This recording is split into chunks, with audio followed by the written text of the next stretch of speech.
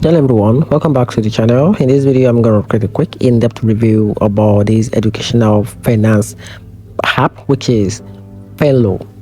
So to get started, Finelo is an educational finance app designed to help beginners learn about investing, trading and crypto into a simple interactive way.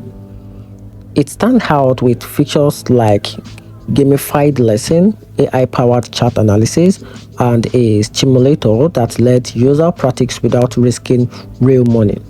Many users enjoy its clean interface and a step-by-step structure which make complex financial topics easier to understand. Reviews on platforms like Trustpilot and Signup highlight its value for beginners who want to build confidence before entering real market. On the downside, Finelo follow the free minimum model where much of the best content site behind a subscription, and users have reported issues with unexpected charges and unclear cancellation policy. The extra hat-on can also make it pricier than expected. So in conclusion, Finelo is worth it if you want an engaging and a structured way to learn finances, but it's best to start with a trial and carefully manage your subscription to avoid surprises.